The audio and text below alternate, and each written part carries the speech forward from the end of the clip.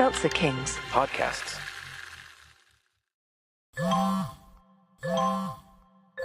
When did making plans get this complicated? It's time to streamline with WhatsApp, the secure messaging app that brings the whole group together. Use polls to settle dinner plans. Send event invites and pin messages so no one forgets Mom's 60th. And never miss a meme or milestone. All protected with end-to-end encryption. It's time for WhatsApp. Message privately with everyone. Learn more at whatsapp.com. This episode is brought to you by State Farm. Insurance may all seem the same on the surface, but having insurance isn't the same as having State Farm. It's like getting a speech from your third cousin's +1 at your wedding when you needed a speech from your best man. You wouldn't settle for just any speech, so don't settle for just any insurance. When it comes to getting the help you need, State Farm is the real deal. Like a good neighbor, State Farm is there. Ahoy, mateys. 540 on your AM dial. Listen or walk my enormous plank. Oh, I get it. It's not all crotch-grabbing scatological manhammer. There's a little something for everyone. Flatulent sound effects for me? And bitter tirades for me. I'll download a few episodes for you. They air every Thursday. What's this 4-week gap here? Oh, they went on a little sabbatical. Do you know why? I suspect to torture me. Then they came back and Captain Crunk was not on anymore and it blew, so I stopped listening. The show's still on? A bastardized subpar version of the show's still on.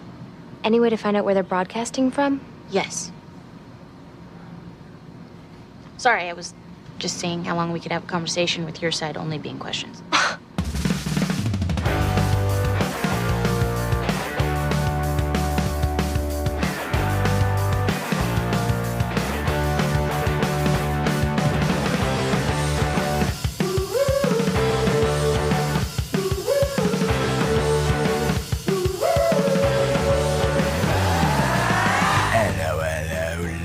Little podcast listeners, welcome to another episode of Boys Watching Veronica Mars.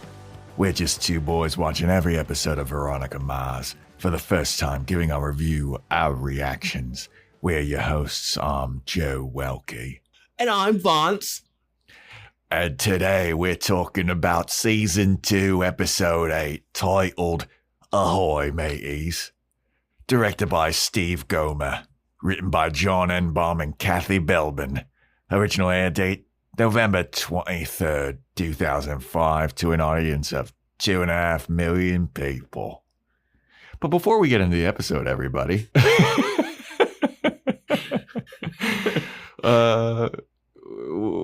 we got a couple of announcements. We got a couple of things going on here. Sure, like your personality change. Yeah. I was a really grizzled, I guess English. I think that's English. You were a grizzled watcher from the Buffyverse. Yeah. I mean, I was going with the Ahoy Mateys theme here. Why didn't you go with Haitian pirates? Oh, I don't know.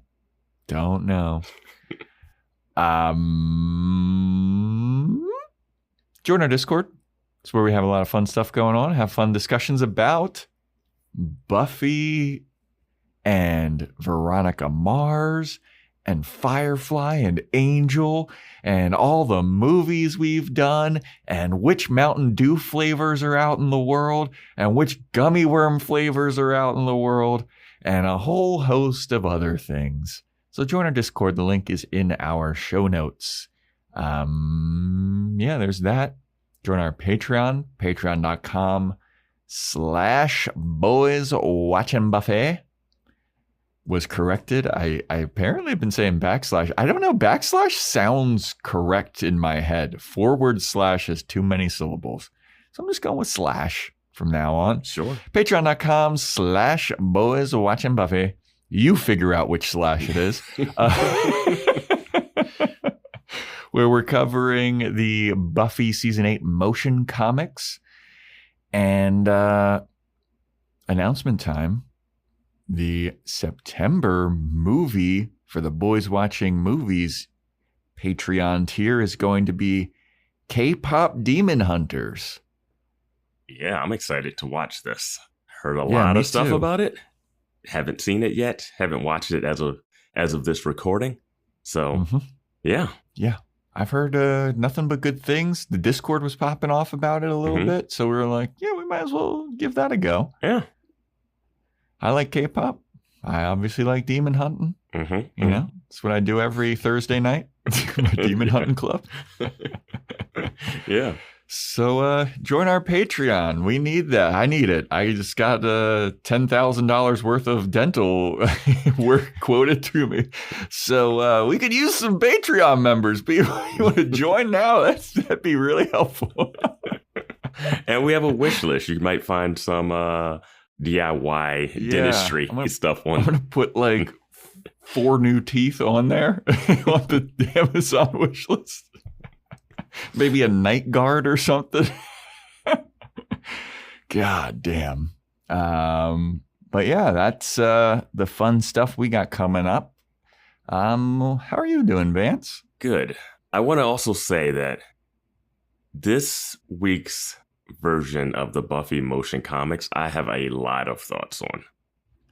Oh, yeah. There's some crazy shit going on in the Buffy comics. So the Buffy Season 8 motion comics, episodes 10 through 12 will be coming out this week on Patreon. And boy, oh boy, do I have some thoughts. Yeah. Yeah. Yeah. I mean, people talked about the comics and they're like, yeah, it gets weird.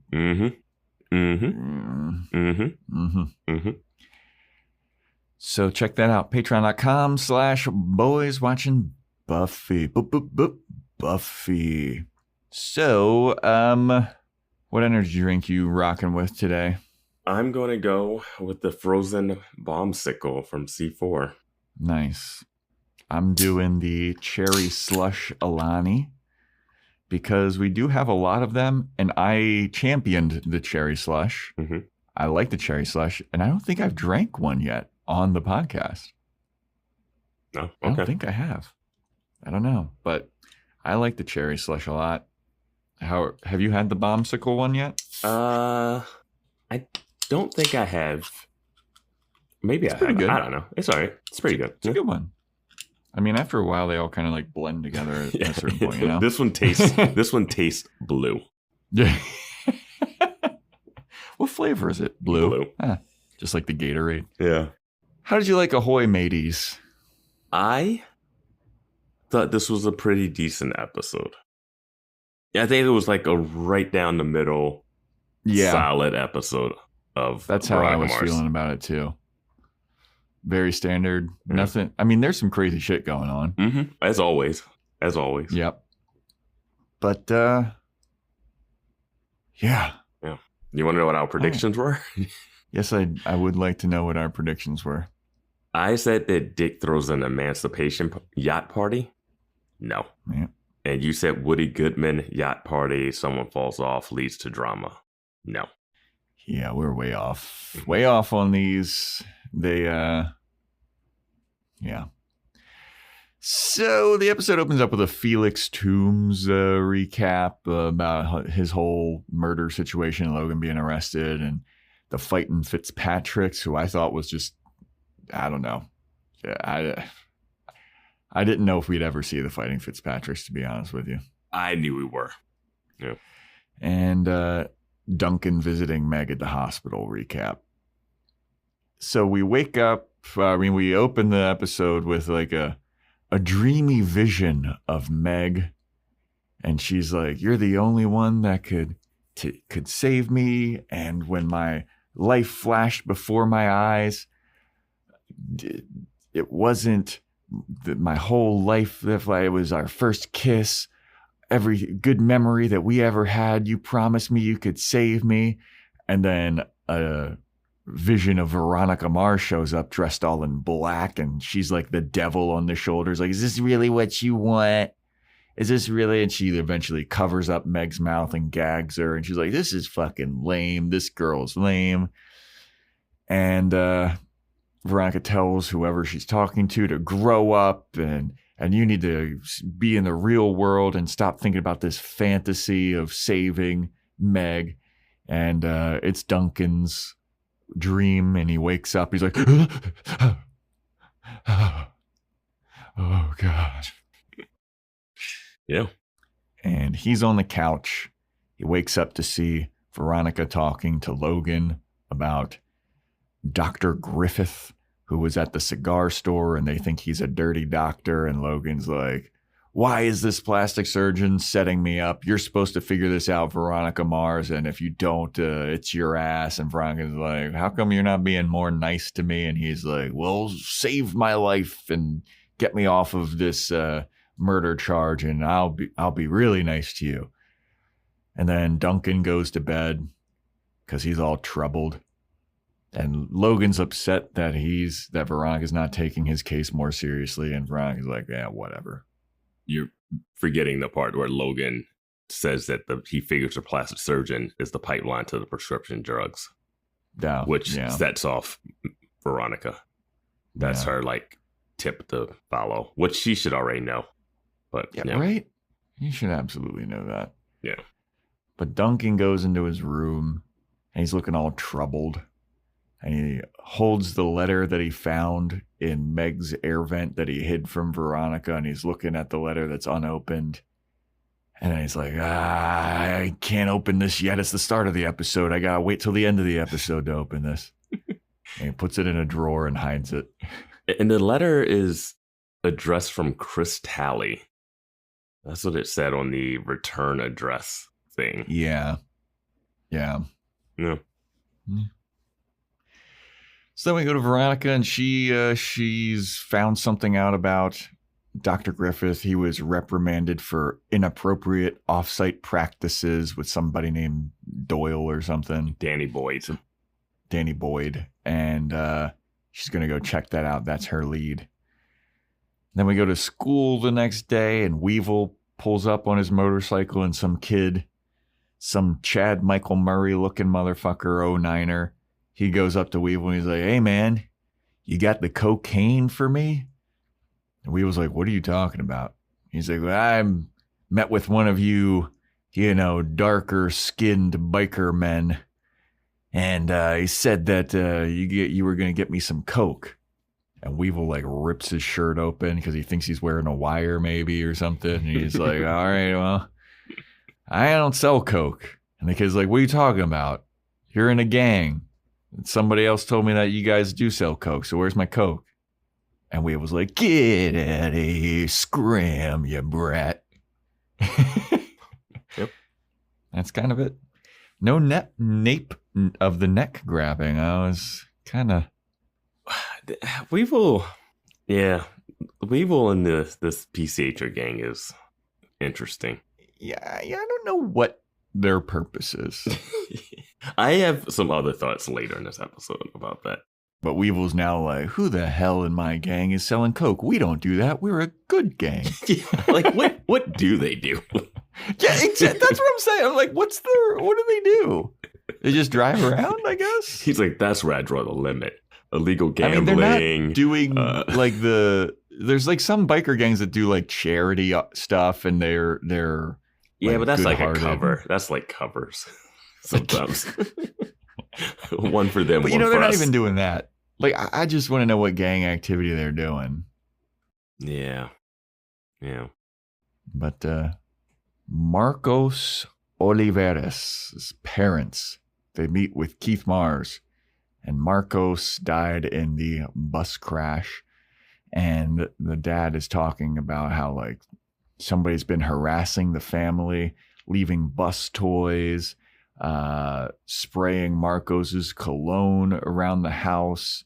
And all of the pictures in their house of Marcos get turned around. Someone's breaking in. And then even worse, someone keeps sending voicemails from Marcos to their phones, and they're old recordings of Marcos, and they're like, I don't know what's going on with this. The wife is like, let's just leave Neptune, and the dad's like, no, if we run, we lose.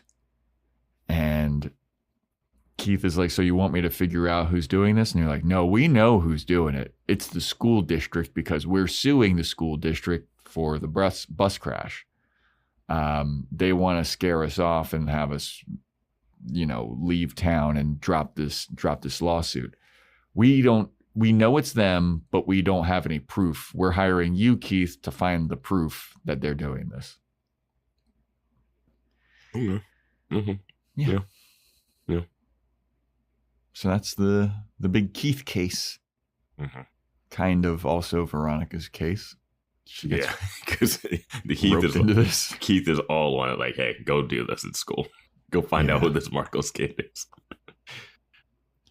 Have you noticed that like there's so long before they get to the credit? Before they get to the song, like there's so much stuff going on.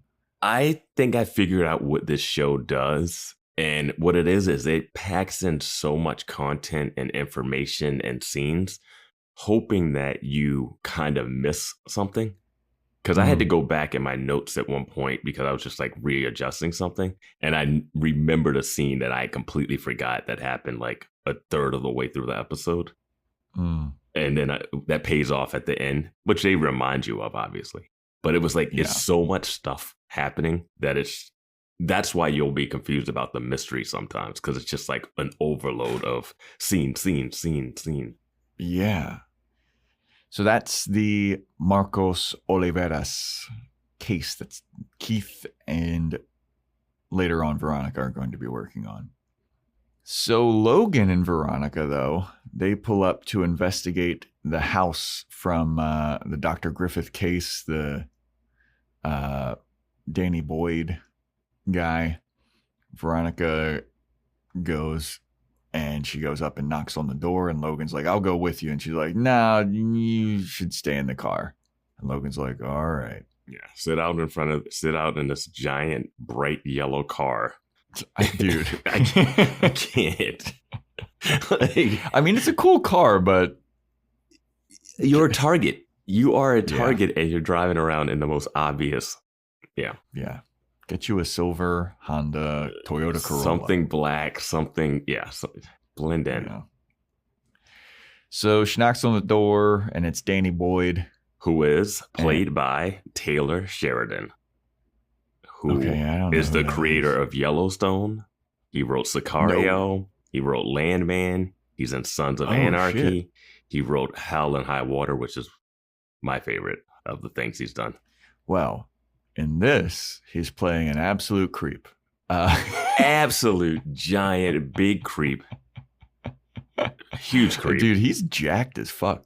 Like, he looks big. Huge creep. Veronica knocks on the door. He opens it. And she's like, hi, my name is... And before she can get her name out, he goes, I don't need to know your name. Just tell me you're 18. Who am I kidding? That never mattered before, or something like that. I was like, Jesus Christ. It's like, it didn't matter to Leo either, and I liked him. Oh, man. But she's like, yeah, okay. Anyway, my name is fucking whatever alias Lori is. Or something. I don't know. Leslie Nope. And she's like, hey, I was doing some research on this Dr. Griffith guy. I saw something that you went to him. I'm trying to be very thorough in my investigation of this doctor because I'm thinking about getting some plastic surgery. And Danny goes, you don't need any plastic surgery. You're real good looking as it is. Well, aside from the obvious, and he motions towards her boobs. And Veronica's like, great, thank you. It's to the point where it's a drinking game every time we talk about her being flat chested. Yeah, like I feel so bad. Like maybe she's the one that's like, you can do this. Like Kristen Bell being like, yeah, it's just making some jokes about this. Yeah, but like, maybe once every 5 to 7 episodes, maybe not rapid fire. Yeah, it feels like an every episode occurrence at this point. I'm just like, man. Yeah. So, yeah. And she's like, yeah, okay, but what can you tell me about this Dr. Griffith guy? And he's like, I mean, that guy's awesome. I fucking love Dr. Griffith. He's sweet. And Veronica's like, so I'm guessing he did some kind of like facial reconstruction or something. He's like, what? No, here, let me show you what he did. And then he takes her to the back of the house. Veronica goes inside with him. What the fuck is she doing? What are you doing? Did you not ring the doorbell and he opened up with, I don't care if you're not 18, hitting on you, looks insane, and you just walked in. Yeah. Walked into the garage behind his house. Just kind of did a slight look over her shoulder to Logan. Yeah. But that's it. That's not enough. And then she goes through a backyard. It's got a pit bull on a leash that's charging at her. And then she walks into this bar, this little hideout, this little dive bar. It's the hideout for the Fighting Fitzpatricks, as we find out. It's called the River Styx. Yeah. And Veronica goes in there. There's a bunch of pool tables and guys drinking and just really not high people you want to be around. And you just want especially if you know that it's the Fighting Fitzpatricks. And you know that they're Fighting Fitzpatricks, drug dealing is involved. You're just 18. You're tiny. You never go into the house. Yeah, no. And everything that he tells her, he could have told her at the front door. Yeah, exactly. You could have asked, what did he do to you? It's nothing you could show me inside your house that is on your body that you couldn't show me here. Yeah, I mean, when he was walking back there and we see the dog barking at her, I was like, oh, what did he do? Did he put a dog face on a human or something? What happened? I wasn't even thinking that. I was just get out of there, Veronica. Yeah. So Danny walks up to a pool table and he points at a stain on the pool table and he's like, you see that? That's my blood. And Veronica's like, okay. And then he lifts up his tank top and he's like, you see this? 45 stitches. He got a big fucking scar across his stomach. That scar, I don't know what he got cut with, but that scar does not look I don't know. He did not heal well. Yeah, it's protruding from his stomach and everything. But he's like, Dr. Griffith stitched me up. He's a good dude. He let's just say he's a friend of the family. And Veronica's like, oh boy, okay. And then one of the leaders of the Fighting Fitzpatrick comes over. He's like, who the hell is this girl? And she's like, hi, my name is Laurie. And I love this, and I knew you'd love this. This is great. Some girl in the background goes, her name isn't Laurie. That's Veronica Mars, the daughter of Keith Mars, She goes to my high school. And then Veronica's like, shit. Now, I like it, but I wish it wasn't someone that went to the school that said it. I wish it was someone that was just she's been all over the news. I saw her on the psychic show. The show that everybody watches. Yeah. There's so many. I just wanted someone that wasn't a classmate to recognize Veronica Mars. But I guess that would destroy the show in a way where she can't walk around. But she's just too notable. Yeah, I mean, Keith, he solved the biggest case in this town's history. And just was running for sheriff. Yeah. You'd think that gangs would know, hey, who is at least the sheriff, You might know the sheriff. You might not know the daughter necessarily. But I feel like she's... I mean, she's been involved. Do you think they didn't interview her? She was the one that was fucking in the refrigerator that she could have easily gotten out of. Yeah. Yeah, it just would have been. Yeah. So this head Fighting Fitzpatrick goes up to her and is like, all right, so you're lying to me about your identity. What else are you fucking lying about?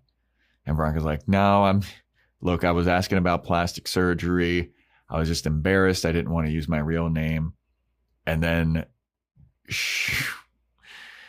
this dude, Veronica, somebody grabs her and she tases Danny, right? Mm-hmm. She tases Danny. Danny falls to the ground. And then this other guy, throws, cases of bottles at her and she falls over. He picks her up, choke slams her onto the pool table. Yeah. And I was like, yeah. This guy is Liam and he is not fucking around. No. he's like, you're going to tell me what the fuck you're doing here. That was her, too, on that slam. There wasn't like a stunt person. She got slammed on that table, it looked like. I mean, it's real. I feel like it'd be real easy to do that. Like, and this Liam guy is huge, too. Yeah. But he chucks her onto the pool table. He's choking her, and he's like, you're going to tell me what you're fucking doing here because you lied to me, and I don't. And then he grabs a tattoo gun, and he's like, and I'm going to start tattooing your face until you tell me something that I feel like is the truth. Mm-hmm. All right. And then he starts getting closer to her face and she's like, and then Logan shows up with his cell phone in hand. And he's like, hey, I got the cops on the phone, or I'm real close to dialing 911 and I've got an ankle monitor so they can triangulate where I am real quick. So you guys better fucking leave her alone. And then the Fighting Fitzpatrick guy is like, what? Well, who the fuck are you? Well, he was just like, it gives us that means we got like 2 minutes and he's still going to go back to doing it. And then Logan pulls a gun on these guys and he's like, let her go. And then Liam is like, all right, bud, you can have her. Veronica gets up and she's like, and Logan's like, I've had a bad year. Don't test me. And so Logan and Veronica leave. And Logan drives and he drops Veronica. He's dropping Veronica off at Keith's office. And Veronica just like crumples forward and starts crying. And Logan's like, hey, it's all good. Don't worry about it. Everything's fine. And Veronica's like, everything is not fine. You have a fucking gun? What is your problem, dude? Why do you have a gun? And Logan's like, well, I mean, Daddy Dick told me I should probably have a gun. Also, I am a walking target. I have a gang after me. Figured, it might be good to have a gun. Also, it's not loaded. And Veronica's like, oh, great. That makes me feel so much better. It's not loaded. Maybe you should leave Neptune if you really were concerned about your safety. And then Logan pulls up his pant leg and he's like, I have a fucking ankle. I can't. There's so much to unpack in this scene. One, Veronica crying, I would think, would come from the traumatic experience of being choke slammed and almost being defaced, literally. Yep. And instead, it's more like, why does my ex-boyfriend have a gun? And I was like, wait, are you mad that he has a gun? Or are you mad that you put yourself in a terrible situation? Yeah, him with the gun saved you from being tattooed on the face. Last time he saved you, or thought he was saving you, you ended up kissing him for the first time. Yeah. Like, I think if he pulls a gun on someone, that's like, you need to just like have sex with him immediately. Like, that's the next progression, according to how the show works.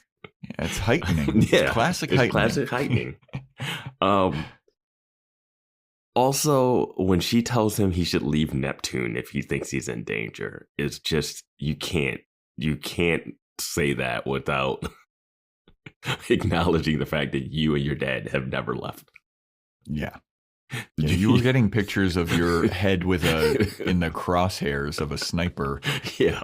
And you're like, I got to figure this case out. A dead guy washes up on a beach with your name on his hands and you're like, oh, well. Yeah. Let me get out my magnifying glass. Did the school bus of kids die because they were trying to kill me? I'll stick around and stay in school. Maybe they'll blow up the gym next. I don't know. Just insane. And the ankle monitor, like, what is that? They don't usually have that for full flight risk. Like, is he supposed to stay in a house? He's supposed to stay in the hotel? Like, where's his... He doesn't have the house. Like, what is his ankle monitor for? I don't know. I guess he can't, like, leave the city? I don't think that's necessarily how that... I don't know. Yeah, I don't know. I'm a good boy. I never had an ankle monitor. I'm not sure. And he definitely can't get caught with that gun because I feel like he's definitely on some type of probation. Also, he can't... He definitely probably doesn't have the license for it or whatever. Yeah, he's a possible murder suspect. And he's got a gun now because Daddy Dick told him to. Daddy Dick who's on the run. Yeah, who can never flee the country. Who can never step foot in the U.S. again. Good times with this show, man. Good times. Yeah, this show's wild. Also, gonna dust it off. Joe's Fashion Corner here. This leather jacket that Logan's wearing, his little motorcycle jacket, I feel like this is a different motorcycle jacket, and it's so much brighter, and I hate it. I feel like it's the same one when in that JTT Maybe episode. Took it to like the dry cleaner or something because it looks so much brighter. It's not as big, I think, either. I don't know. I think it's the same one though. Yeah, I think it's the same model. Maybe they have a couple of them. I don't know. Yeah, it looks different to me for some reason. I just don't. This version I don't like. I never liked it, but now I really don't like it. Well, it's still better than Weevil's. Yeah, true. Bro, Weevil fucking later on in this episode. I know.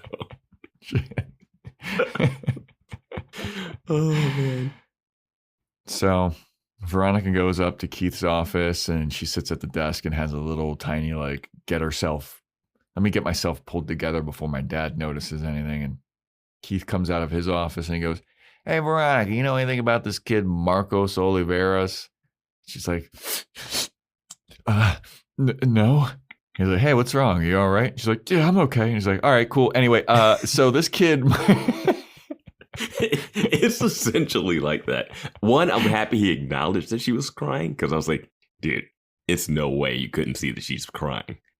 But right? She just brushed it off like, yeah, I just had a rough day, but I'm working through it. It's not a big deal. And he's like, all right.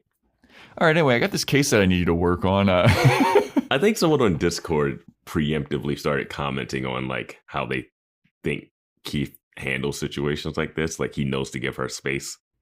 Yeah. I don't know though. I feel like some busy work to do. I feel like you prod a little bit more when she comes in here.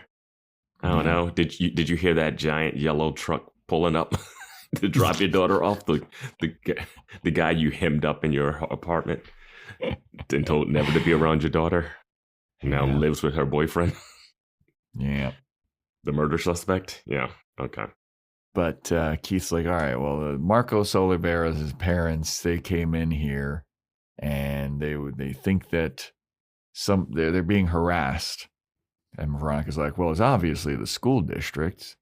Like there's a lawsuit involved. Keith's like, I love your conspiracy brain here, lady, but imagine going around your school and asking questions about this Marcos kid, like see if he's got any enemies or something. And Veronica's like, yeah, I guess so. Sure, why not? Keith's like, thanks, honey. I will ask you no further questions about why you were crying. Mm-hmm. So then Veronica, she goes to the Neptune Navigator and nobody knows shit about Marcos. Kept to himself. She's like, you guys were in class with this guy? You guys all were like around him every day and nobody knows anything about this guy? What the hell's going on? And some kid just turns around and he's like, Marcos was shy. He kept to himself. He didn't talk to anybody. And then Veronica's like, all right. It's interesting that she does this by like standing in the middle of the room instead of her classic going up to one or two people or a quick montage. It's just her in the room spinning around like, anybody, please? Bueller? You want to keep this subtle? Like, we also think the school is suing. So like maybe do this more discreetly. Like the school might be doing it, yeah. But she then goes home and she's got some deep thoughts about Marcos. She's like, man, this kid, he was in class with me, he's in school, and like nobody knows anything about him. How's this possible? And then she gets an email and she's like, oh, an email. I hope it's from Wallace, and I hope it's not just him brushing me off about like, oh, I just got a lot on my mind lately. I really hope that Wallace emails me back. Let me see. Oh, no, it's just an email from Keith about groceries. And then she also gets another email from somebody else that's about Marcos. And it's like, hey, I heard that you were asking questions about Marcos. You're doing a story for the Navigator. I got some tidbits. I really liked Marcos. He was a good guy. And he was shy and he was really good-hearted, but I can't really sign this letter. I can't say who I am because I have a jealous boyfriend, and the jealous boyfriend thought that I liked Marcos, and I don't want to, blow up my spot or anything. And Veronica's like, well, all right, I guess this Marcos was a good guy. Little does she know. Little does she know. But then she overhears Keith being a Karen on the phone. She runs out to the kitchen, and Keith is like, he's pretending to be a Karen because he's trying to get some information. Because he found an MP3 player underneath the Marcos Oliveras family car. And it was playing a loop of her son's voice on repeat. And he was trying to figure out who bought the MP3 player. Turns out it was paid for by the Neptune School District. Dun, dun, dun. Who is he calling to find out where an MP3... right? Like the Radio Shack? Like I find some iPod and I'm like, whose is it? They're like, you got to go on. They call up Steve Jobs. They're like, I don't know. Hey, Steve.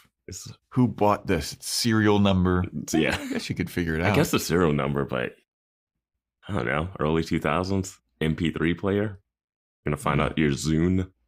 Yeah, I was gonna say I don't know what that MP3 player was. It was definitely some kind of off-brand thing. They must have dropped the deal with Apple with the iPod Shuffle. Yeah.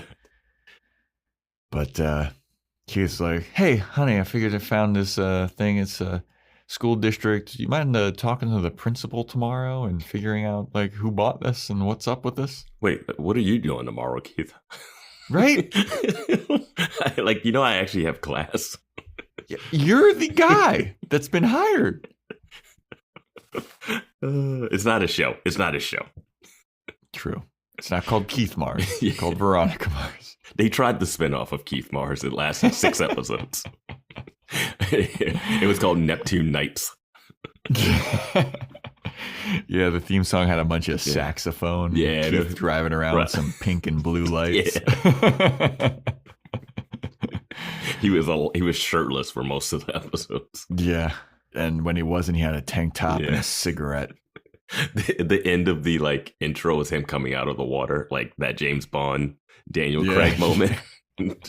Oh boy, we'll talk about that. We'll talk about some Daniel Craig moments. Yes, we will. Patreon.com/Boys Watching Buffy. Yeah. So Veronica, she goes to school the next day and she's talking with the vice principal. And she's like, "Hey, found out I'm trying to figure out something about the school district." And he's like, "That's above my pay grade. You need to talk to the real principal." And I was like, "Oh, real principal." He's like, "Oh, look, I'm just the vice principal. I'm Vice Principal Clemens. Let me make this very clear. Mm-hmm. You need to talk to the actual principal about this shit." Yeah, like when a student is accusing one of our teachers of inappropriate sexual relations, that's when I step in. But if the school's getting sued, you go to the principal. Yeah. Yeah. The principal can't be bothered with a minor teacher student situation. No. Yeah. So Veronica goes to meet with the big kahuna, Alan Moorhead. AKA Blandy McBland. Yeah. I was like, got nothing. This guy could be any white guy. He looked familiar. Like, he looks like he's been in every movie, but no movies at all. Nothing. Give me some type of, eccentricity or something. Yeah. You could tell this motherfucker's an 09er, though. You can just tell. He's probably got some gold buttons on that Navy suit jacket. I don't know if the principal of this high school could be an 09er. Oh, he's an 09er. All right. Oh, he's an 09er. All right. I think you're overestimating. Or he's a bootlicker. He's a bootlicker for the 09ers. I think you're overestimating how much the education system pays people. Nah, dude. He's an 09er. Or he wants to be an 09er so bad he's just a bootlicker. He's an 08er working his way up. Yeah. But Veronica meets with him. And he's upset that the parents are suing, and if they win the lawsuit, then it'll ruin the school. There'll be no band, no art classes, and so on and so forth. And Veronica's like, yeah, but somebody's been harassing the family, and there's something about this MP3 player. And he's like, I don't know anything about no MP3 player. And he's like, if you want to talk some more, here's the card to my lawyer. It's like Simon and something. Yeah, it's a school's lawyers. Yeah, the school district's lawyers. Veronica's like, okay. Simon and Schuster or whatever. That's some kind of like book publishing company. Yeah, Simon and Schuster's the book. They make the just a little tip for people. If you're gonna like sue the city or school or something, don't stay in the town where you're suing. No, but if we run, they win, Vance. Somehow they're the only parents suing the school too, which right? Seems like there'd be a lot more stuff going on. You might get together. Yeah. Yeah. But the wife, she wants to leave Neptune though. Oliveira's mom. Yeah. She was like, there's nothing tying us here. Our kid's dead. And Keith's like, you can't leave this town. I didn't leave. Yeah. I didn't leave when my daughter's friend was murdered and I was ousted as sheriff. I didn't leave. I started this practice. Yeah. Hey, you want to work together? Yeah. You know what you should do? Pivot. What other skills you got? You got a lot of free time now that you don't have a kid. Oh my God. They're like, Keith, I don't like you. I'm going to Vinnie Van Lowe now. Yeah. Man, I want Vinnie Van Lowe back so bad. They should have gone to Vinnie Van Lowe. That's really the story of this one. They should have gone to Vinnie Van Lowe. Yeah. Is Keith good at his job? Yeah. He stopped the guy from the witness protection people. Yeah, no, he's good. Yeah, he did. Yeah, Veronica fumbled that one. And he trained Veronica, who's the best detective ever, and he only did that in like 6 months. True. Very true. So speaking of Veronica, she goes to meet with Mac to figure out when the recordings of Marcos were made and all this stuff. And she's like, can you back analyze and all this stuff? And Mac's like, oh boy, it's going to be tough. Yeah. So Max starts listening to the audio from the MP3 player, and she's like, oh, this is Captain Crunk. And Veronica's like, Captain who? Captain who's in a what now? And Mac's like, oh, you don't know Captain Crunk? They run a pirate radio show called Ahoy, Mateys. It's Captain Crunk and the douche or whatever the other one's name is. Imitation Crab. And she's like, you never listened to Ahoy, Mateys? Everybody listens to Ahoy, Mateys. It's almost as popular as that psychic show. Veronica does not have her finger on the pulse of this high school. She really does not. But Mac informs Veronica, like, yeah, this Ahoy Mateys, what they do is that they like talk shit about the high school, talk shit about everybody in the high school. And if this audio is Marcos's voice, then Marcos is Captain Crunk. And if he's Captain Crunk, boy, let me tell you did not want to get on his bad side because he will rip you a new one on the airwaves. And Mac takes Veronica to the website, and she's like, yeah, I'll download some episodes for you and load them up so you can listen to them. And there's more backstory where like Captain Crunk took a 4-week sabbatical, and after that, he didn't come back on the show.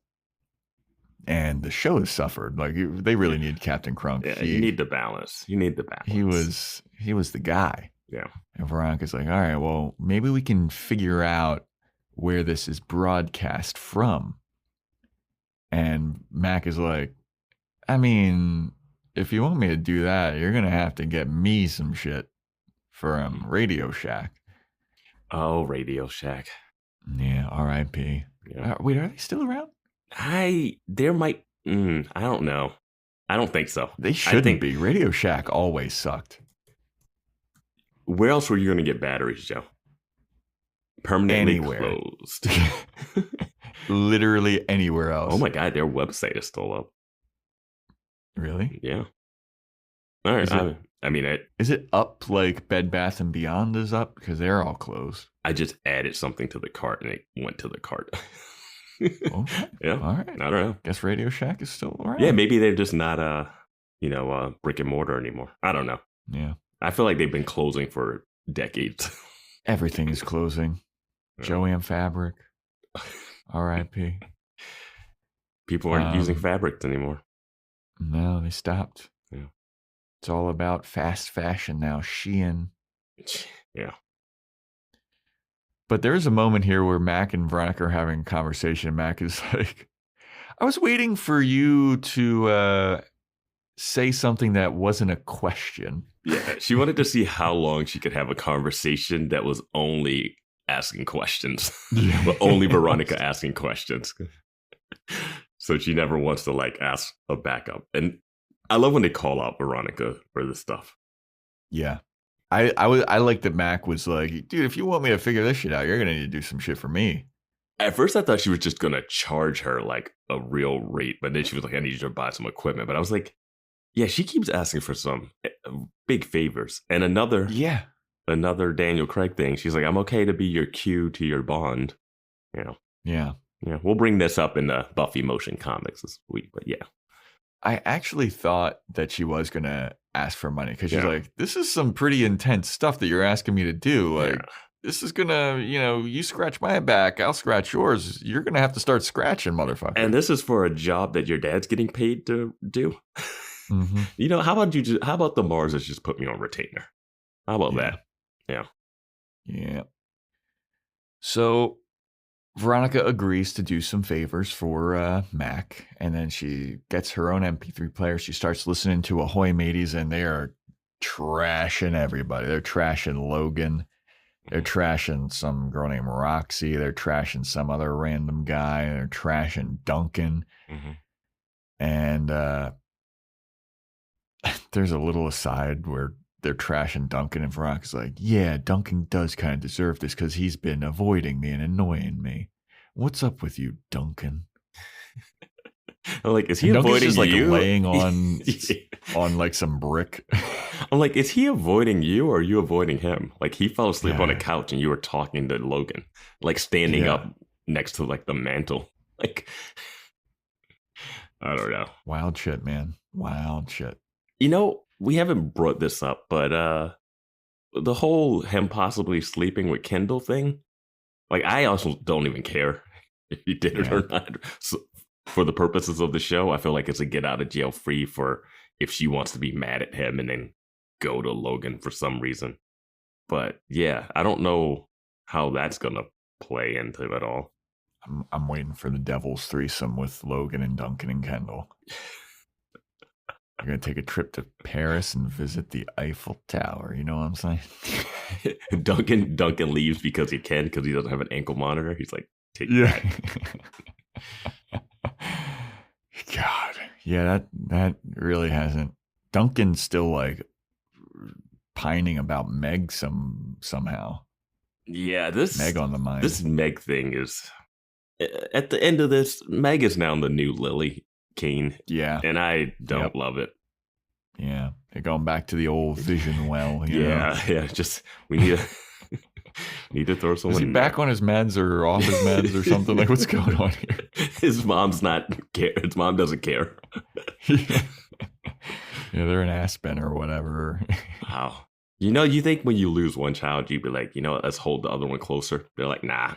Nah, he's got a hotel room. It's fine. Yeah, he's fine. Just bleeding money. Should we visit him for a holiday, for anything? He's cool. No. Yeah. Nah.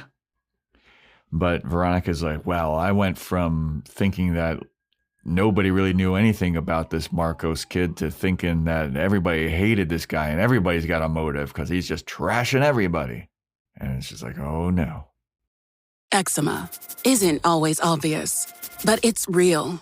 And so is the relief from Evglis. After an initial dosing phase, about 4 in 10 people taking Ebglyss achieved itch relief and clear or almost clear skin at 16 weeks. And most of those people maintain skin that's still more clear at 1 year with monthly dosing. Ebglyss, lebrikizumab LBKZ, a 250 milligram per 2 milliliter injection, is a prescription medicine used to treat adults and children 12 years of age and older who weigh at least 88 pounds or 40 kilograms with moderate to severe eczema, also called atopic dermatitis, that is not well controlled with prescription therapies used on the skin or topicals, or who cannot use topical therapies. Ebglyss can be used with or without topical corticosteroids. Don't use if you're allergic to Ebglyss. Allergic reactions can occur that can be severe. Eye problems can occur. Tell your doctor if you have new or worsening eye problems. You should not receive a live vaccine when treated with Ebglyss. Before starting Ebglyss, tell your doctor if you have a parasitic infection. Searching for real relief? Ask your doctor about Ebglyss and visit ebglyss.lilly.com or call 1-800-LILY-RX or 1-800-545-5979. Introducing the perfect companion to your morning listening routine. AG1's clinically backed formula is now flavor-packed with 3 new delicious flavors: tropical, berry, and citrus. Start the day on a high note with probiotics that taste like the tropics. Mix it up with micronutrients that taste like berry or citrus. And take it all the way back with the classic AG1 Original with notes of pineapple and vanilla. Do your health a flavor, or 4, with AG1 Next Gen, the daily health drink. Learn more at drinkag1.com. So Veronica's at her locker and Logan shows up and he's like, "You figure out anything about Dr. Griffith?" And she's like, I mean, that he's working with the Fighting Fitzpatricks. Like, nothing really new.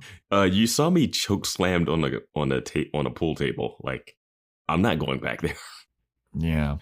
So Logan's like, you gotta figure it out. I need your help. And Veronica's like, all right, I'm working on it. And then he leaves. And then you just see Weevil posted up. He's got his like arms crossed, like right. He's like doing like a lean back on the wall, just staring a hole into Veronica. Is he wearing the jacket here? I think he is. It's just too big. Yeah, he's wearing a leather motorcycle jacket. It's just too big. Yeah, but it's not like it's otherwise a cool jacket. Yeah, it just doesn't look good on him. Yeah. Well, he's just like maybe if he was taller, I don't know. Yeah. His stance, the way he's looking at Veronica, I'm like, what are you doing, bro? What is this? I understand looking at her talking to Logan, his sworn enemy, somehow that he's literally 5 feet away from. Yeah. How are they not pushing him into lockers every day? You burned his house house in school, dude. He's gonna get suspended. You burned down a house, but then you can't like kick him while he's in the bathroom. You would just where's Weevil living? Didn't Logan buy his house and kick him out? Are they hopeless? What happened with that? Oh man, there's some threads. Yeah. But Veronica goes over to Weevil and she's like, what do you want? And Weevil's like, I don't know, but she's like mad at Weevil for lying to her about the Fighting Fitzpatricks, and you guys are working with them for this drug deal and stuff. And I want to know how you're connected to the Fighting Fitzpatricks, because you lied and said that they're just a bunch of meth heads and nobody took them seriously. But now I don't know about that.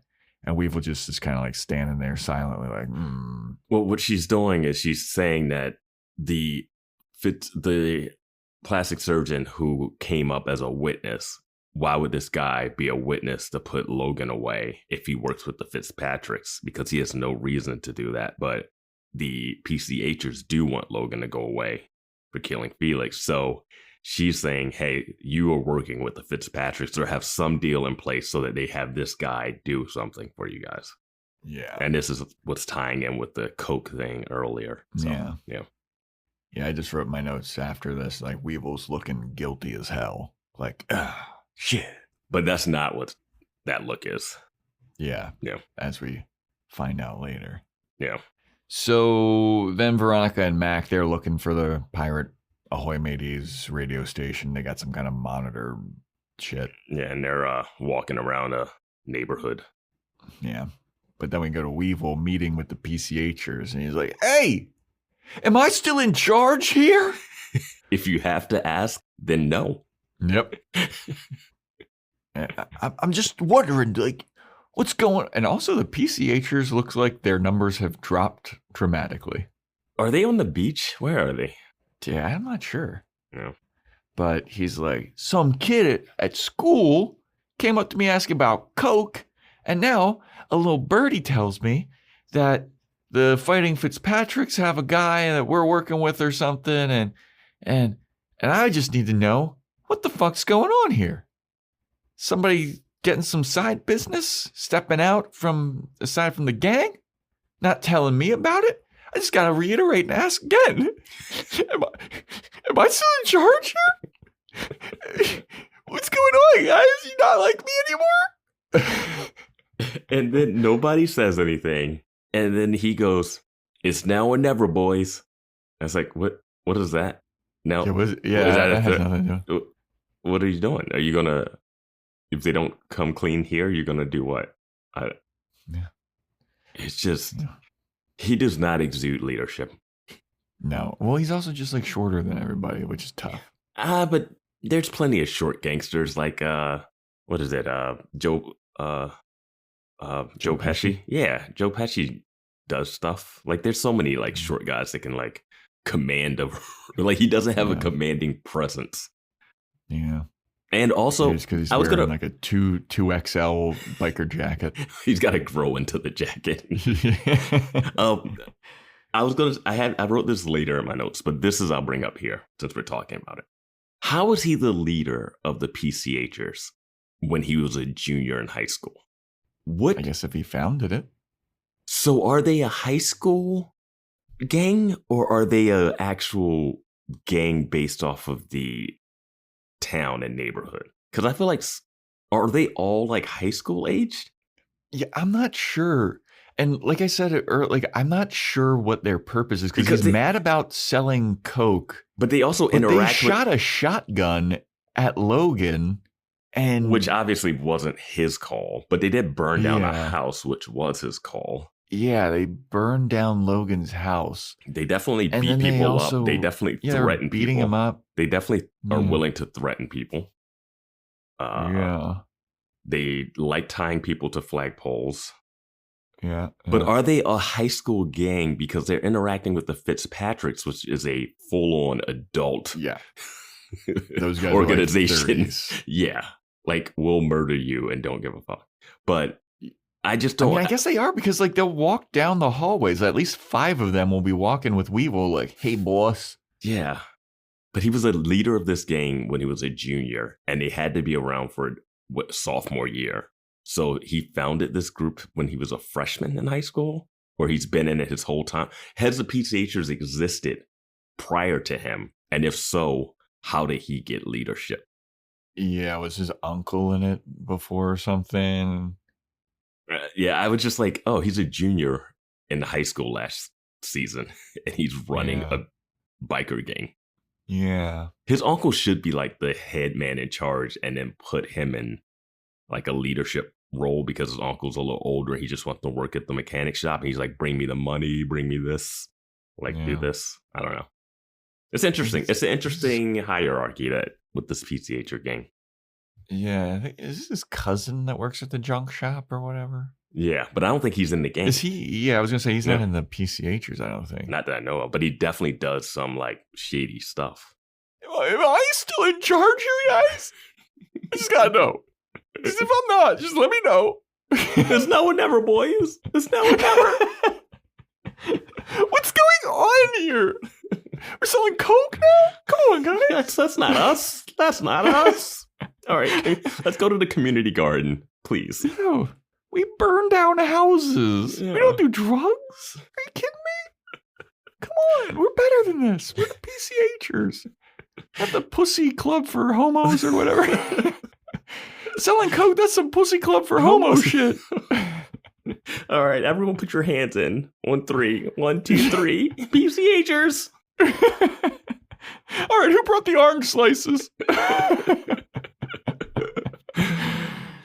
But after he's like, it's now or never, boys, they all like skulk away except for one guy. Yeah, who doesn't. I don't know why. He's like, I still have to be in the scene. Yeah, and this guy's name is Thumper. What's the name? Is that the name of the bunny and Bambi? Yeah, and Bambi. Yeah. So Thumper's like, man, you really think somebody's doing something with the Fighting Fitzpatricks? And we was like, I don't know, man. You tell me. I don't even know if I'm in charge anymore. Like, that shit fucking. Do you got anything for me? You got, anything that's going on? Did you see the guy who called the cops after Felix was killed? And Thumper's like, nah. And Weevil's like, why not? And Thumper's like, well, let me tell you what happened. You were knocked out. You little bitch. That's why you're not in charge. Yeah. We all watch you get kicked. By some white guy just doing a crane kick like the Karate Kid. The respect lost in that moment will be huge. Yeah, that's a tough look. Weevil would have to kill Logan out of principle. I mean, Logan was standing on the edge of a bridge. Like, you would think that the force of him kicking Weevil would knock him backwards. He had the high ground. I guess so.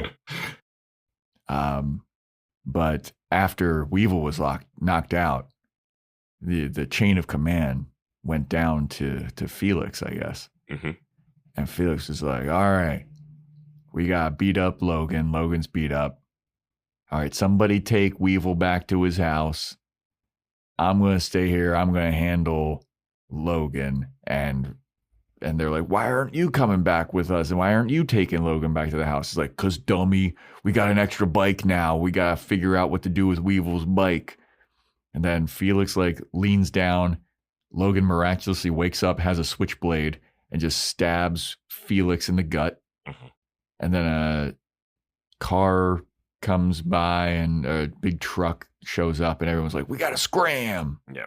Now, the key thing here is that Thumper was sent away by Felix, so he didn't see what actually happened. Yeah. He is telling Weevil what Hector and Bootsy told him happened. Yeah. Which, seems like it's flawed. But Weevil's like, I'm going to find out what actually happened. It's like, all right, you should have been, you should. Yeah. Now, Felix has so much charisma in his little scene. And I had to, after this, I had to look up the actor and be like, what has he been in? What is he doing? And it's a tragic story. Oh no. I know, dude. Yeah. Is it more tragic than Felix? R.I.P. in real life to Felix, actually. Damn. Fuck. Yeah. Felix? Yeah. Yeah, you guys can look it up if you want to. Go into trigger warnings, so. Oh, no. Yeah. Oh, no. Yeah. To my dismay. But he, in this scene, is giving it. He comes in, he's like, all right, this is what we're going to do. We're going to do this. We're going to do that. Oh, look at this car. I'm going to steal the keys from Logan, and he gets stabbed. And I'm just like, yeah, man, Felix had something in this show. Every time he was on screen, it was, fun. Yeah, we always liked him. Yeah. He was a great number 2. Yeah, and I'm like, yeah, he could be number 1. He should be. Weevil got his ass knocked out. I think that if he would have survived. Yeah, that would have. It should have just been some random person, and then it should have been a Felix play to take over. That would have been fun. Yeah. I don't know who Hector and Bootsy are. Yeah, I don't give a fuck. Yeah. But they were the last people on the bridge with Felix. Mm-hmm. But yeah. But Weevil's going to find out the truth. Yeah. I feel like there would be an extra bike left on the bridge if Felix went down. Right? Yeah. So Weevil's down, so he can't ride. Mm-hmm. Felix is down, so that's 2 bikes. Yeah. So you show up to this trial, this bridge, and there's a dead. I guess Felix's bike would be there because he's dead there. So it's fine. Yeah. Okay. Yeah. So we go back to Veronica and Mac. They find the signal where the pirate radio station's coming from. They knock on the door, and who is it? It's Vice Principal Clemens' house. And Veronica's like, hey, we didn't know that it was going to be you. This is a big surprise. Can we use your phone? It's really late. We just need to come inside and figure something out. And he's like, Vice Principal Clemens is like, absolutely not. And then Veronica's like, all right. So the real reason we're here is because Mac's got a crush on Vincent, your son, who's one of our classmates, okay? We just wanted to see if he was here and ask it. And Mac is like, what? And Vice Principal was like, wait, my loser son? A girl likes him? Come on in. I don't care. He's like, come on. Oh, man, my son's going to get some? And I got to say, Veronica has no problem knocking on another door and going into another. Like, she didn't know this was Vice Principal's house. Mm-hmm. She's just going to knock on the door and just put herself in harm's way again. Well, she's got Mac around with her this time. Oh, yeah. Mac can computer protect her. Yeah. Yeah, she can keyboard her way into protection. So as Vice Principal Clemens is leading them back to Vincent's room, we get a needle drop here. And the on-the-nose songs that they play, because I don't know if you remember a couple episodes ago, Veronica was taking pictures of Kendall, and the song that was playing was I Turned My Camera On. The song that's playing while they're investigating this radio station is a Queens of the Stone Age song called God in the Radio. The music supervisor was like, I don't know here. This one. He's like, I fucking nailed it. Yeah. He just typed song with radio in it. Yeah. Didn't go Radiohead or anything. He was like, nope. God is in the radio. No TV on the radio. Yeah. Great song. Yeah. So yeah, they meet up with Vincent and he's trying to like obscure the fact that he is the radio show host guy. And he's like, you can't be in here. All my Warhammer figurines are drying. I just painted them and you need to leave. And Veronica's like, let me just push right past you. And oh, look what I found. She does something where she's like, oh, and you're going to be squawking. And then she does a little this with her hands at one point. Like she like makes a squawking parrot thing with her hands. Yeah, she's like, she says something about like, are you feeling a little crabby? Because there was a crabby, yeah, and she does the claw hands, and I was just like, yeah, come on, Veronica. They make another thing. They're like, hey, you're pirate radio, you're looking for some booty or something. They do some kind of pun like that, innuendo. Now, I thought in this moment, because I know Mac was like, I'm not into Vincent, but I thought when he revealed the Warhammer thing, it was going to be one of those things where they both nerd out about it. And it ends up becoming where it's like, all right, he's not so bad. But not like they'd be together, but they would have some type of connection. But based off of what she said about the radio show and Vincent himself, I'm happy that they didn't go that route. I thought that was going to happen, especially when he whipped out the figurines. But I'm happy it didn't go that way. So Veronica goes into like his little back room and she sees all the radio equipment and Vincent's like, fine, I'm the radio show host guy. Damn it. I've been foiled again. And Veronica's like, so why didn't like does your dad know about this? And Vince is like, no, my dad's the vice principal of the school. If he knew about a radio station that trashes the school, he would not be happy about this. And she goes, oh, so you're doing this to trash this so the school can do this. And he's like, what the fuck are you talking about, Veronica? And so then they ask, like, how come Marcos didn't come back on the show? And he's like, well, dude, he went to camp and then he came back from camp and he said he didn't want to do it anymore. And they're like, well, you didn't ask him? And he's like, I'm a dude and we don't ask questions to other dudes. And then by the time I would have asked him a question, he died in a bus crash. That was your fault, I never got to ask him. Yeah. And so they all look at it like, shit. So we then go to Keith telling the Oliveras where the voice memos and the voicemails are coming from. And he's like, it's from this radio show that your son used to do where he was trashing everybody in the school. And the dad's like, sounds like my son was quite innovative and a very smart guy. And Keith's like, no, he was a dickhead and he like offended a bunch of people in the school for sure. And the dad's like, Dad. He's like, it's probably not any of them. It's definitely stole the school. We know who it is. I don't believe it. I don't believe it. And then Keith is like, well, my daughter's been looking into this. And the dad's like, who gives a fuck about your daughter? It's not about that. Who cares? I do love that he said that. It's the first time an adult was like, what do you mean this young girl? The daughter's looking, what the fuck, who cares? What am I paying you for? Yeah, it's not about any kind of grudge with any of these kids. It's about the money. You got to follow the money. Yeah. Have you never watched any kind of movie before? I do love Keith gets up. It's the school district. They don't want to pay us. I love Keith gets up and closes the door. Yeah, right. But he's like, well, you know what? How about this? I'm going to come to your house. I'm going to do a little stakeout. I'm going to see if I can catch this harasser in the act. And Oliveras is like, all right, that sounds like a good plan. Meanwhile, Veronica is like looking into this camp that Marcos went to. She discovers that it is a gay conversion camp. Camp Self-Quest. Yeah. Marcos was apparently gay, and he was sent to this conversion camp to pray the gay away. Veronica's line here just made me laugh. Just her line delivery when she's reading it. She goes, Marcos was gay? It just, I don't know why, but it just was so funny.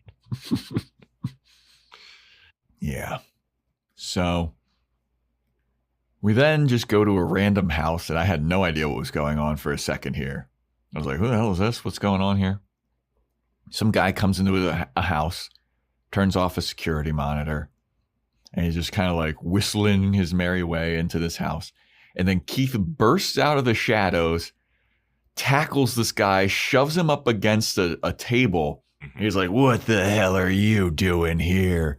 You come here to harass the Oliverases? And I was like, oh, okay. Oh, okay. That's what's going on. Like, wait, you forgot that like from the scene before? No, I just didn't recognize this guy. And I was like, what's going on with this guy? Oh, shit, Keith's tackling him. I was like, oh, okay. So the guy's like, oh, shit, what the hell's going on here? I'm Marcos's neighbor. I just came to get some beers from his fridge. And Keith is like, yeah, likely story. And the guy's like, no, I swear to God, this is the story. My wife doesn't let me keep beer in my fridge. So I come over to Marcos's house. He gave me the security code. I get to drink some beers at his house, just relax. And my wife doesn't know anything, and it's fine. And then Keith is like, are you sure you're not here harassing the Oliverases and leaving school buses and spraying the perfume of their dead son around? The guy's like, what the fuck are you talking about? The second, what the fuck are the Marses talking about moment? Yeah. And Keith is like, all right, guess grab some beers and get out of here. And the guy's like, I don't want any beers anymore. I'm just going to leave. I'm going for the hard stuff. Now, we got to talk about this neighbor who has to keep beers at his neighbor's house because his wife won't let him keep beer at home. Yeah, what a cuck-ass bitch. What is... Now, it's one thing if he's like, hey, I'm on a diet. And like, but also, why is the neighbor like, it's just, that is a pathetic way to live. Mm-hmm. Yeah. That's why you never get married, everybody. Or you get married and you are able to do that. Nah, never get married. I can keep all the beer I want in my fridge. All right. But when the guy leaves, Keith has this like funny like smirk on his face. He like starts laughing to himself like, my life is crazy, huh? It's like, this guy can't keep beer in his house and my wife puts vodka in water bottles everywhere. My wife stole $50,000 from me. Yeah, we forgot about that. They never brought that up. They lost $50,000. He's technically divorced now. His ex-wife and mother of his child is an alcoholic on the run. Yeah. Where's Alicia? What's going on with him and Alicia? Alicia's probably still working at Kane Industries or whatever. Kane Software. But, yeah, they're, I don't know. I guess they're not together. Yeah. But Keith walks over. He notices there's a school bus in the Oliveras' fish tank. He's like, guess I didn't notice that before. He pulls it out and he's looking at it. And he's like, oh, okay, this is interesting. And he looks into the trash can. He sees a receipt for the lawyer Simon and something, and it's got the alarm code written on it. Yeah, it's like they're like a notepad with their Simon and Stern letterhead on it, and then Simon and Stern. That's what it was. And then the alarm code is on it. And then Keith is looking like, this is convenient. And then he calls Marcos's dad, and he's like, hey, I got a couple questions here for you. First of all, you let your neighbor like keep beers in your fridge that he has to secretly drink? Oh, okay. So that's okay. So that's a true thing. All right. I also just looked in your fish tank. Somebody left a school bus in the fish tank, and I found a Simon and Stern letterhead in your trash with the alarm code written on it. You know anything about that? And you don't hear what the other guy says, and he's just like, okay, all right, well, everything's checking out. Everything's fine. I'm just going to stay here for a little bit longer. Nothing to worry about here. So he hangs up, and then he just starts looking at the fish tank. And they linger on him looking at this fish tank for like a very long time. And I'm like, uh-oh, what's going on with this fish tank? And I figured it out right here. Yeah. So we then go to Logan. He's picking up some takeout food, and his car is being blocked in by some white van. His bright yellow car. Yeah, his bright yellow car. And he's like, sons of bitches, everybody. What? Can you believe the day I'm having? Getting blocked in.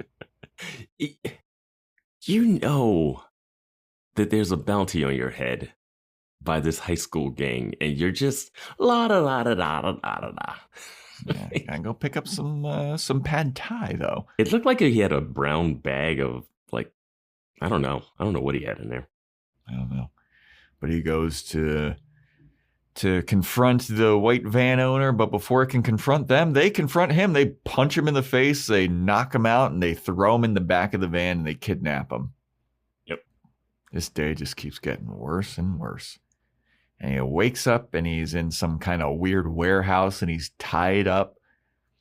And these masked men, they're on top of him, and they're like, what happened to Felix on the bridge? And Logan's like, I don't know, man. I don't know. Let me go. They're like, oh, you better figure out what went on, because my boy over here, he's going to start playing some Russian roulette with your limbs. And then he pulls a gun out. He pulls it, and he's pointing it at Logan's hand, and Logan's freaking out now. He's like, dude, I don't know what the fuck happened. I don't know. I was fucking beat up, dude. I would argue this is the best acting I've seen him do. Yeah. Mm-hmm. It really was. I really believe that he was freaking out of here. Yeah, the guy rotates the barrel, and he takes a shot, and Logan's voice gets high pitched. He's like, yeah, what the fuck, dude? Yeah. And they're like, we're gonna ask again, what happened to Felix on the bridge? And Logan's like, dude, I told you, I don't fucking know. I'm sorry, I don't know. And the guy's like, all right, let's try it again. And then he shoots another one at his hand. And we have to say one of the guy with the gun is the one that's like, torturing him. But the other guy is on the phone with someone. Yeah. So they're like, and they playing the recording of this. Or just holding it, not recording. But just holding the phone up. They're on the line. Yeah, with yeah. somebody. So they're on the phone with someone. Classic flip phone. Yeah. Yeah. So after the second attempted shot at Logan's hand, the guy goes, you know what? I don't think he really cares about his hand. Of course he wouldn't care about his hand. We need to go to something more vital. And then they start pointing it at his kneecap. Was it? Joe, it wasn't his kneecap, it was his dick? I think there was probable ball. I think it was possible ball stuff. It was probable ball stuff. How are you, Ned? You always go to ball stuff when it goes down. I thought it was ball stuff, but it looked pretty clear to me that they were pointing it at his leg. Yeah, I don't know. I'm going ball stuff. They do the rotation again, and Logan's like, I swear to God, I don't know what the fuck is going on. I don't know what happened to Felix. Please stop doing this. I don't know anything. And then just as he's screaming all this stuff, the guy with the phone, he like puts it up to his ear now and he's like, yeah, okay, so that's enough? All right. He hangs up. They're like, that's enough. And then they pistol whip Logan? They knock him out again? No, they just cut to him back in the van and he's kind of unconscious. And they were like, oh, he might have pissed himself or something. Yeah. Then they chuck him into like a ditch and they toss him out of the van and it's like he's stranded. But he has a phone on him. He has that phone. Yeah, he has the phone that they were on the phone with while he was being tortured. Because I think he's pretending to be knocked out this time. Because as soon as he rolls down the ditch, he's conscious again. Yeah. And he wakes up and he has the phone and he calls the last number that they were on the phone with. And who answers but Weevil? And Weevil goes, not a hello, not Weevil here. Answers the phone and goes, is it done? And Logan's like, oh, it's only begun to begin to begun. The funniest thing. It's only begun to begin. The funniest thing is he says, it's done. Is it done? And it's like, what do you mean? It was done when we hung up the phone. What do you mean? Yeah. Like, is it done that we dropped him back off again? Like, you were on the whole time. Like, so he would never say, is it done? But nitpicky, but yeah, whatever. Yeah.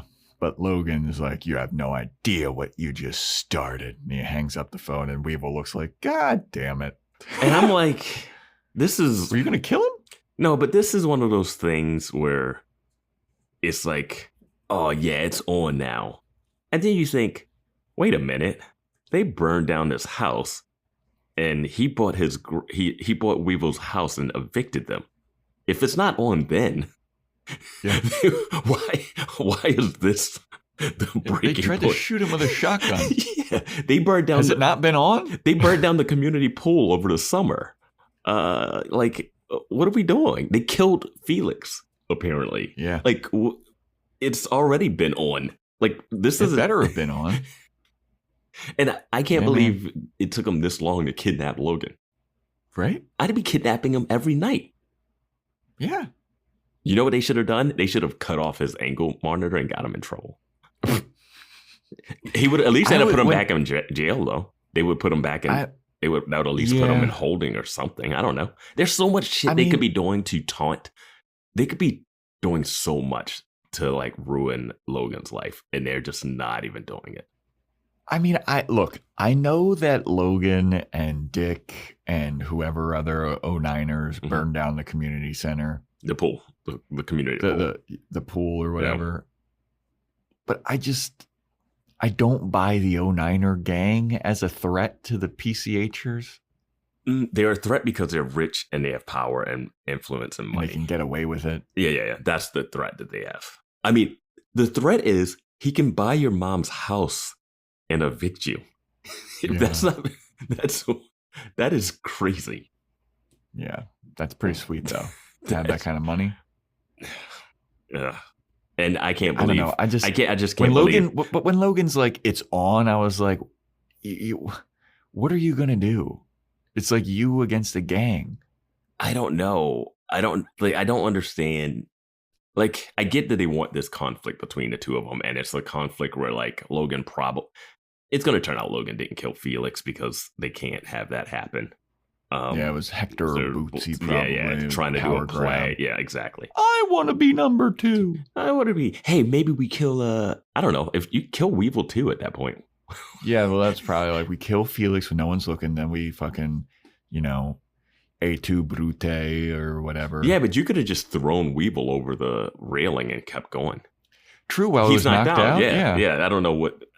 It's a whatever. It's gonna be a convoluted. No, they can't because Felix told the other two guys, Thumper and whoever else, to take Weevil away. Again, what we just heard and what we saw in the flashback is probably not what happened. So none of what you have there counts.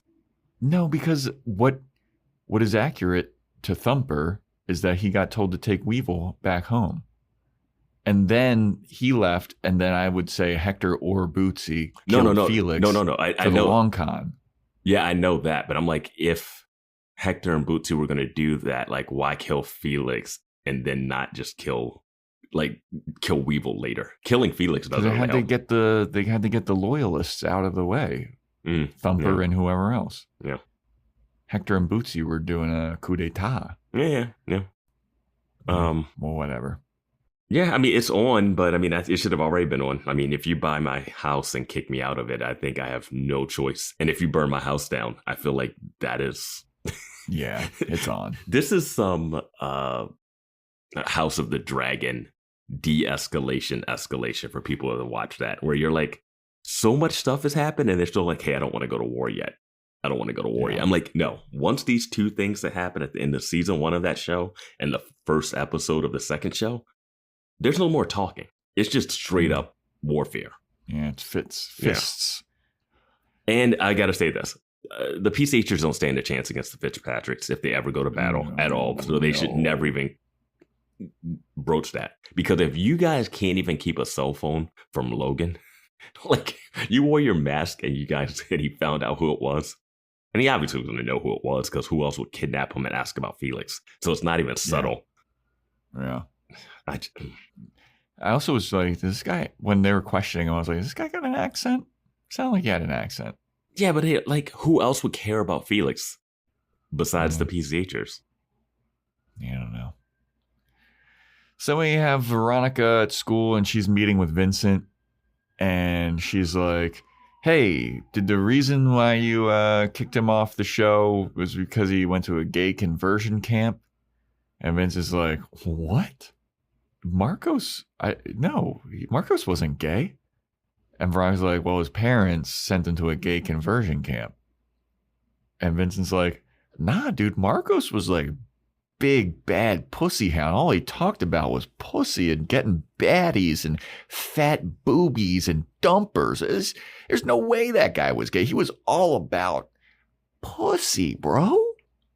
We don't do quote unquote here, but we would never. Vincent says he wasn't a fairy. He was a playboy loving booty hound.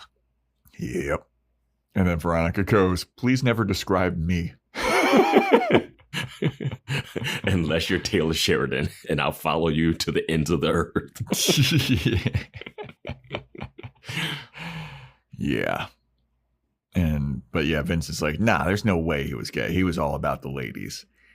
And then he's like, it almost like kind of got him in some hot water one time, because he almost got his ass kicked because of it, because some girl was on him, and they had a jealous boyfriend. And then that clicks in Veronica's mind finally. Mm-hmm. She's like, jealous boyfriend? Huh, I remember that from the email about a half hour ago in this episode. This was the thing that I came up with, the thought that the show just bombards you with information so that something might get lost in the shuffle. Because I was like, because I realized that moment, because it's such a short scene. She's like, oh, I care about Wallace. Oh, hey, jealous boyfriend. Oh, my dad's having a Karen moment. Oh, I got to go to school and talk to the principal. Oh, this. And I was like, oh, in between all of that was this email that seemed, you knew it was kind of important, but so much stuff happens that it kind of just leaves your memory. Yeah. And I was like, oh yeah, that's part of their approach sometimes in this show. Yeah. So she remembers that from the email, and she's like, all right, well, I got to find out. I got to get to the bottom of who this email is from. Mm-hmm. So she enacts a plan to like get this person to reveal themselves by way of like, hey, you won some kind of concert ticket situation. Mm-hmm. And so now Keith is meeting with the Oliveras family at the sheriff department. And he pulls Dad aside. He's like, hey, got some questions here for you. You know, something's a little fishy about this situation. You know what I'm saying?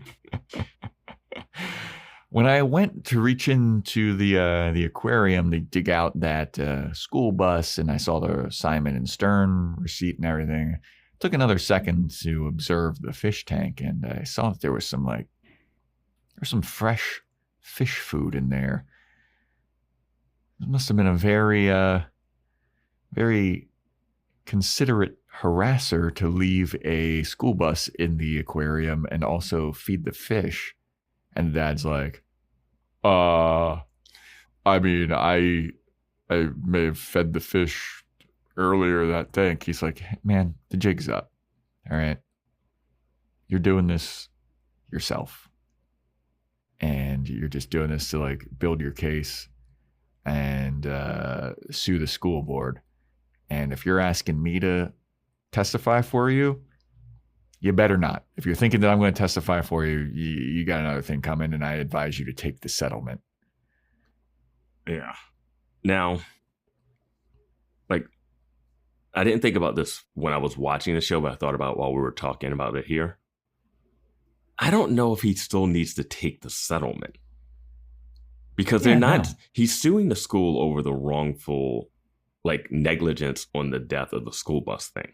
Mm-hmm. But he's not suing them over the taunting them or like the harassment. The harassment, they're not being sued for the harassment. The harassment is the icing on the cake, you know, like that's the like, oh, okay, now we can easily win this.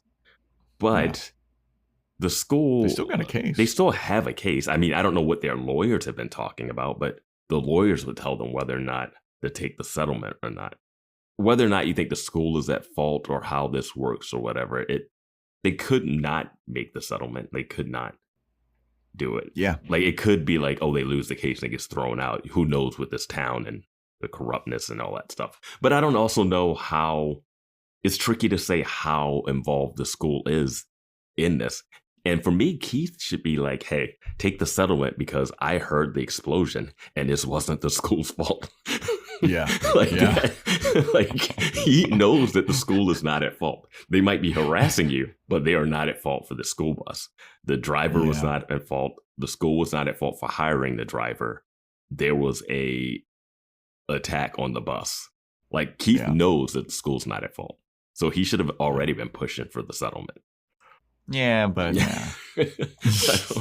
he's got information vital to this case that he just can't in like more ways than one. Yeah, like I know that there's no harassment going on, and I also know that the school it's not really at fault. Somebody like blew up the bus, and it's crazy that the dad was being harassed and then decided to push the harassment because it did start as harassment, and then he was like, "Now I just want to plant it and have Keith be a patsy."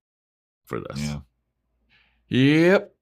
Such a dumb way to do it. Were you going to put the thing in the fish tank? Like, you know, Keith was there. How would he, unless you had the neighbor come over and do it, why would, Yeah.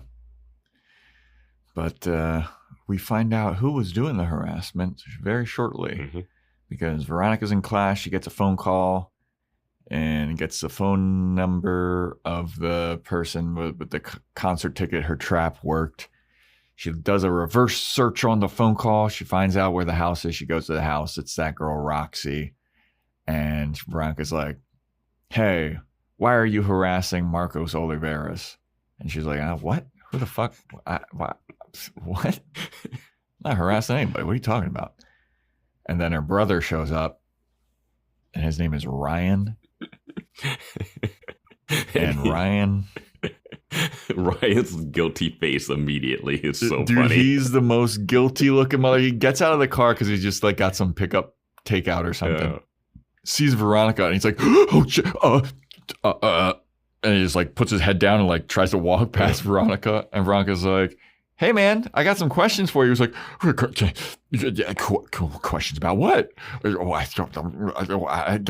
And she somehow strong arms him. She's like, oh, we're going to talk now. And he doesn't go, yeah, I don't want to talk to you. Yeah. Where's your warrant? Mars. Yeah. But Veronica pulls him aside and they have a conversation about Ryan was in love with Marcos and Marcos was questioning his heterosexuality. He wasn't ready to come out as gay, or he was just like kind of exploring something. He wasn't ready, but Ryan kept trying to push him. Ryan kept trying to push him in the direction of gaydom.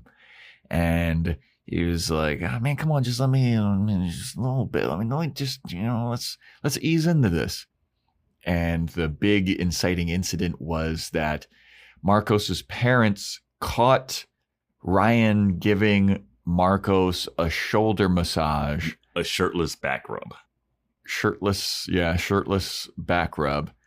And as soon as the parents saw that, they sent Marcos to gay conversion camp and ordered him to never see Ryan again. Until he goes to school. Yeah. And Marcos comes back from gay conversion camp and he's trying to make his parents happy. And that's why he was going to all this super heteronormative stuff, like going to a field trip to see a baseball guy. And the field trip, to the stadium to see Woody Goodman. Here's the thing about that. I'm just thinking about that right now.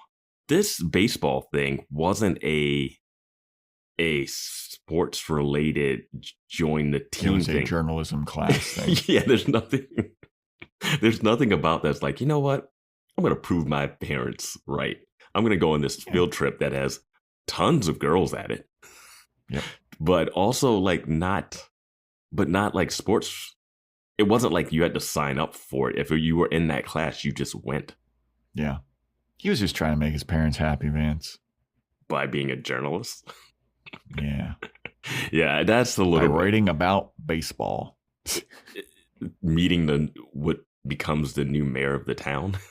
I don't know. It's a little bit of a reach that him going to this field trip that was a journalism trip was him trying to fit in. But whatever. This guy's needs something to blame. Yeah. But Veronica's like, hey, man, I get it. Like, that's pretty rough for Marcos. And, like, that's really weird of his parents to do that. But, like, you're harassing his parents. And, like, they're hurting. Their son died. And you're, like, harassing them. And Ryan's like, good. They should feel bad. Because they tried to send their son away to gay conversion camp. They deserve it. And I was like, God damn, Ryan. That's fucking rough, dude. I get where he's coming from, and his parents aren't great people that they're like trying to utilize this to spin it and using Mars as a patsy so that they can win this settlement. And I don't know, because they could have just been like, hey, something's happening, and they're trying to blame the school for it, but it's this guy. And then Veronica never tells them that it was this guy. Yeah. There's no payoff to it. Reminded me of the end of the JTT episode, the Jonathan Taylor Thomas school shooter one, where they find out who's the one making the phone calls and who's almost sending this one kid to school or to jail for planning a school shooting.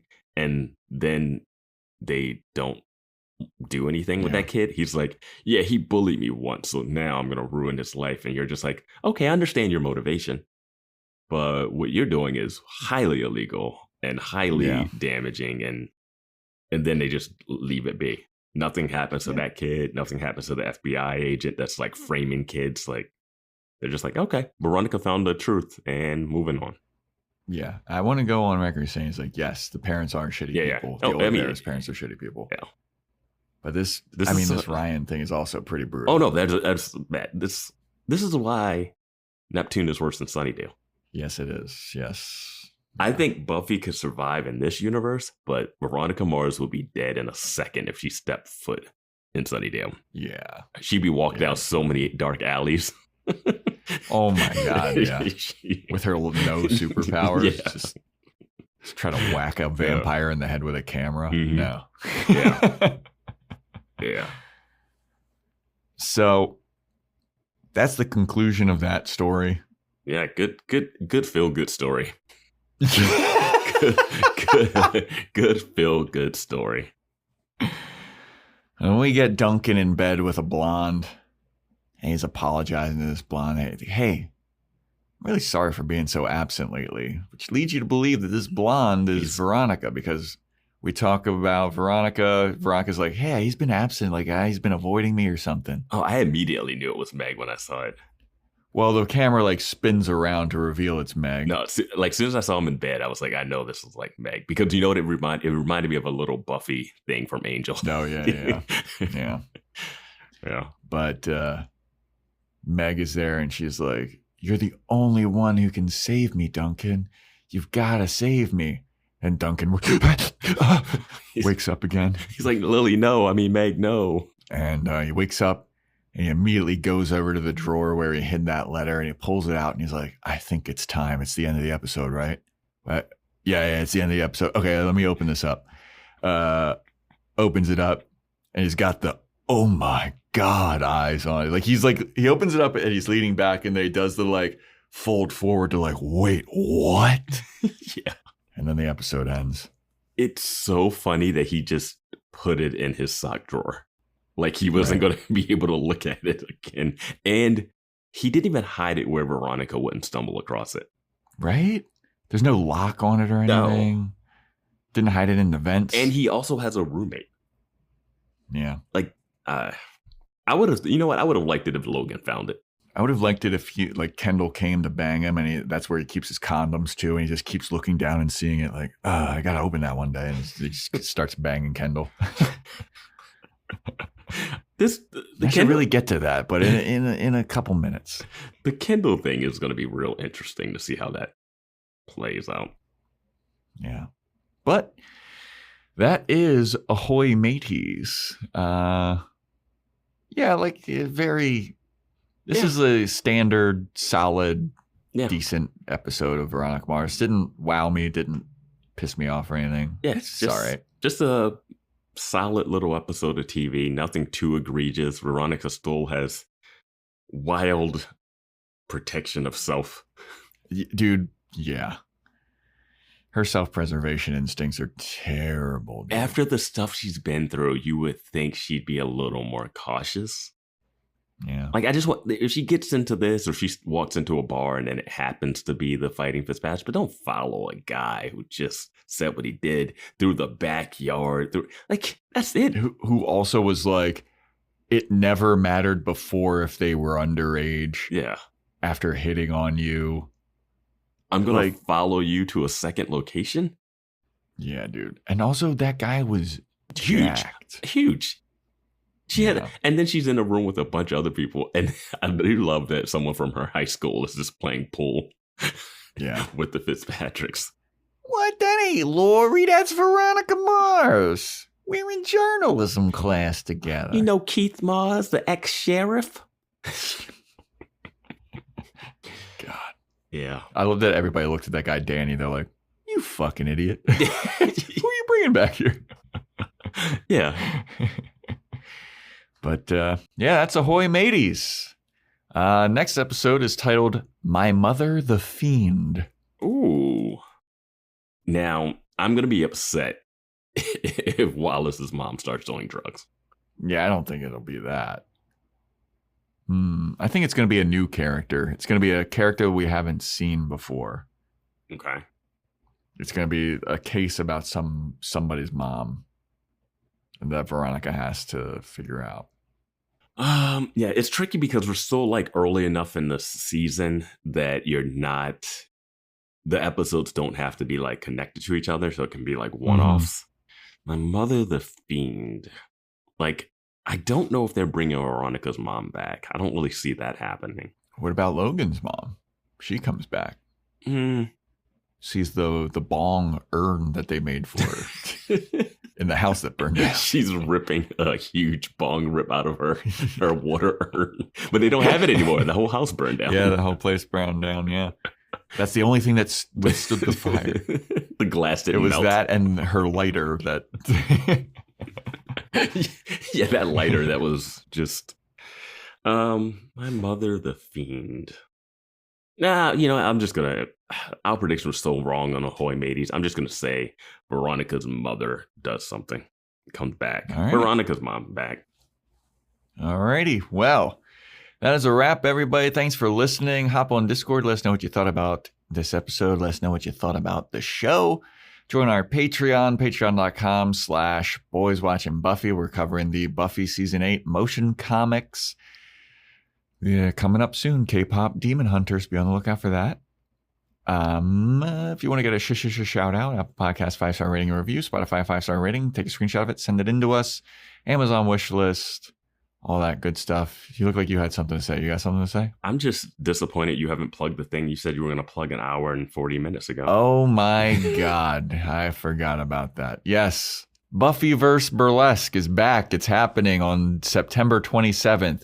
Listeners of this podcast get a discount if they use the code Boys Watching, all caps, you get a little discount.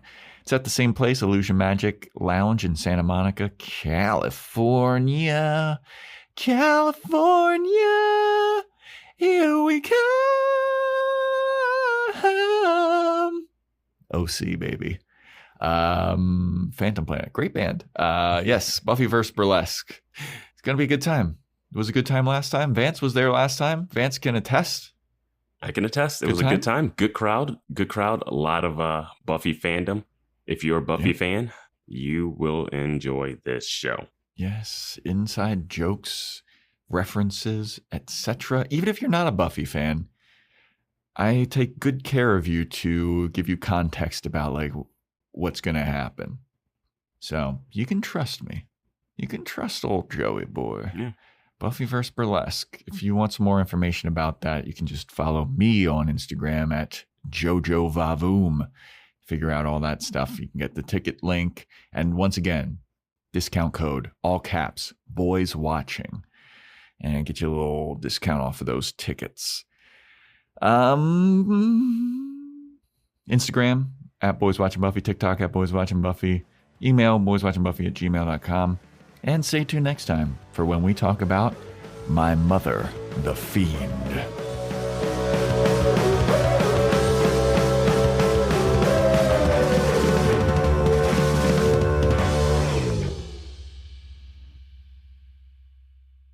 He wasn't a fairy, he was a Playboy-loving booty hound. That's the sound of the fully electric Audi Q6 e-tron and the quiet confidence of ultra-smooth handling. The elevated interior reminds you this is more than an EV. This is electric performance redefined. Seltzer Kings podcasts.